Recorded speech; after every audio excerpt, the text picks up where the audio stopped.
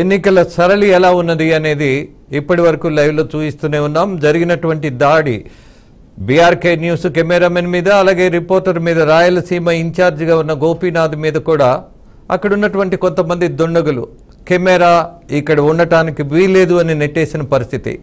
పోలీసులు కూడా సహకరించలేనటువంటి అసహాయ దశ. What is this non sense? వందల మంది పోలీసులు ఉన్నారు అక్కడ. ఒక మీడియా పర్సన్ ఎవడో వచ్చి కెమెరా ఆపేయమనంటే పోలీసులు స్పందించరా? వాళ్ళని అరెస్ట్ చేసే అవకాశం ఉండదా? ఎంతసేపు తప్పుకు తిరగడం అనేది మీ ఉద్యోగ బాధ్యత అంటే మీకేం చెప్పాలి? మీ తరపున మేము భుజాన వేసుకుని పోలీస్ అనేవాడు ఇవాళ మొట్టమొదటి సహాయకుడు, సేవకుడు సమాజానికని చెప్పేటటువంటి మీడియా పీపుల్ కూడా మీరు కనీసం భద్రత ఇవ్వకపోయినా, రక్షణ ఇవ్వకపోయినా, ఉద్యోగ బాధ్యతలు నిర్వహిస్తున్నటువంటి మా రిపోర్టర్స్ను ప్రతిఘటిస్తుంటే చూస్తూ కూర్చోవడం అనేది ఎంతవరకు సమంజసం? అలాగే ఇవాళ ఎవరైతే దాడి చేశారో వాడిని సాయంత్రం లోపు పట్టుకోకపోతే మాత్రం, ఆ ప్రయత్నం నిజాయితీగా చేయకపోతే మాత్రం, mister Gopinath, don't leave those police officers or police officials whoever may be. Yes, జరిగినటువంటి సంఘటన ఏంటి, దాని మీద రిపోర్ట్ ఏంటి? ఎస్ కృష్ణ, మీరున్నారు కదా అక్కడ కూడా.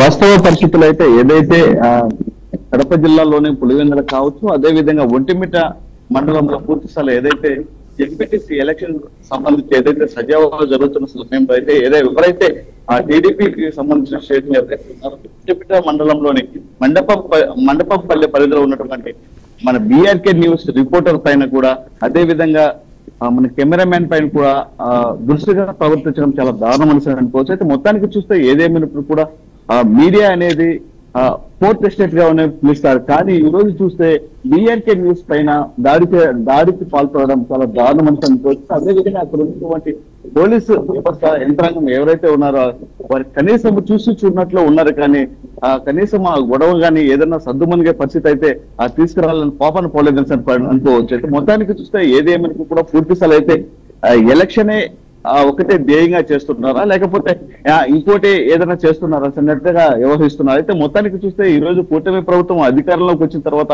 ప్రజలందరూ కూడా ఆ అధికారంలోకి ముఖ్యమంత్రి నారా చంద్రబాబు నాయుడు ఇచ్చారు, సజీవంగా జరుగుతుంది అని నేతృత్వంతో అతను ఎన్నుకున్న పరిస్థితులు అయితే ఈ రోజు చూస్తే పూర్తి స్థాయి అయితే మీడియా పైన దాడి చేయడం అనేది చాలా దారుణం అనుకోవచ్చు. అయితే అది ముఖ్యంగా ఈ రోజు బీఆర్కే న్యూస్ కెమెరామెన్ కావచ్చు, అదే విధంగా పూర్తి స్థాయిలో అక్కడ ఉన్నటువంటి మా ప్రతినిధి రాయలసీమ ఇన్ఛార్జ్ ఎవరైతే ఉన్నారో గోపీనాథ్ పైన కూడా దాడికి పాల్పడడం, అదే విధంగా దురుసుగా మాట్లాడము, ఒక వల్గర్ లాంగ్వేజ్ తో మాట్లాడడం అనేది చాలా దారుణమని అనుకోవచ్చు. మొత్తానికి ఏదైనా కూడా పూర్తి స్థాయిలో ఈ రోజు జరిగినట్టు సంఘటన పైన కూడా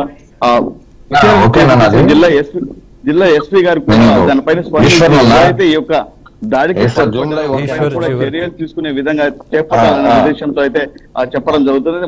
ముఖ్యంగా ఏదైతే ఒంటిమిట్ట మండలంలోని జెడ్పీటీసీ ఎన్నికలకు సంబంధించి కావచ్చు, అయితే పూర్తి స్థాయిలో లైవ్ కవరేజ్ ఇచ్చిన సమయంలో బీఆర్కే న్యూస్ ప్రతినిధి పైన దురుసుగా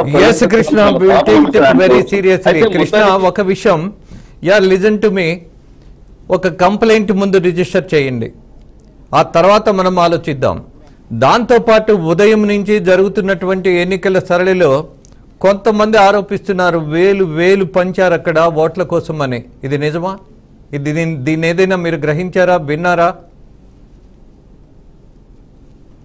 పులివెందుల నియోజకవర్గంలోని పులివెందుల మండలం ఏదైతే డిప్యూటీకి సంబంధించి ఇక్కడ జరుగుతున్న పరిస్థితులు అయితే ఆ పులివెందుల సంబంధించి ఏదైతే ఇక్కడ ఎలక్షన్ లో కూడా దాదాపు 10,000-20,000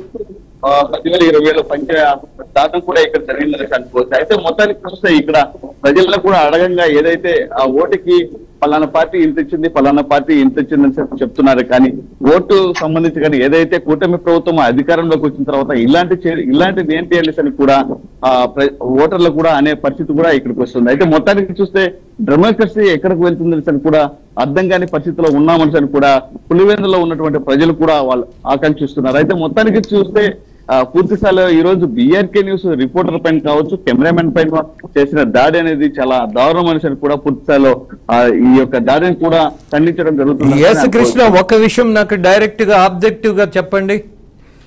ఈ ఉప ఎన్నికల సందర్భంగా మనం అంతా ఉద్రిక్త వాతావరణం చూసాం. అలాగే రెండు రాజకీయ పార్టీలు చాలా ఛాలెంజ్ గా తీసుకున్నాయి. ఆఫ్ కోర్స్ ఇది ఫాల్స్ ప్రిస్టేజ్ అని నేను భావిస్తా. ఏ జర్నలిస్ట్ అయినా, ఏ విఘ్నత కలిగిన వాళ్ళైనా ఈ ఫాల్స్ ప్రిస్టేజ్కి ఆ గ్రామంలో ఉన్నటువంటి రైతులు అలాగే మహిళలు ఓటర్స్ ఒక రకమైన ఒత్తిడి గురవుతున్నారు అన్నది వాస్తవంగా భావిస్తున్నటువంటి నేపథ్యంలో ఎవరైనా ఓటర్స్ని అడ్డుకోవడం కానీ భయపెట్టడం కానీ అలాంటి సంఘటనలు మీరు చూసారా? వాస్తవ పరిస్థితులు అయితే పులివెందుల నియోజకవర్గంలో ఎస్పెషల్లీ ఏదైతే ఆ ఎన్నికలు సజావుగా జరిగే సమయంలో అయితే అటు టీడీపీ నాయకుల పైన కావచ్చు, అదేవిధంగా ఆ వైఎస్ఆర్సీపీ సంబంధించిన కొందరు నాయకులు కూడా భయభ్రాంతులకు గురి చేసిన పరిస్థితి అయితే మనం చూసాం. అయితే మరికొందరు కూడా వైఎస్ఆర్సీపీ నేతల పైన కూడా టీడీపీ నేతలు కూడా దాడులకు పాల్పడిన పరిస్థితి కూడా మనం చూసాం. అయితే ఈ యొక్క పులివెందుల నియోజకవర్గంలో కాకుండా ఈ ఒంటిమిట్టలో కూడా దాదాపు అక్కడ ఏదైతే 10 ఎంపీటీసీ సంబంధించి పోలింగ్ కేంద్రాలు ఉన్నాయో అక్కడ కూడా పూర్తిస్థాయిలో అయితే ఇదే విధంగా జరిగినట్లయితే తెలుస్తుంది. మొత్తానికి ఏదైతే పూర్తిస్థాయిలో అయితే ఈ యొక్క పులివెందులకు సంబంధించి ఎంపీటీసీ ఎలక్షన్ లో పూర్తిస్థాయిలో అయితే ఇదంతా చేస్తున్నారు కానీ వాస్తవ పరిస్థితులు అయితే ఏదైతే చట్టాలు మార్చుకుని ఓట్లు వేస్తున్నారే కానీ మా ఓటుని మేము వినియోగించుకునే పరిస్థితుల్లో మేము లేము అన్నట్టుగా కూడా ఓటర్లు కూడా మీడియా సమక్షంలో కూడా చెప్పడం జరిగిందని అనుకోవచ్చు. కృష్ణ, అలాగే మీరు పోలీసు కంప్లైంట్ ఇవ్వటం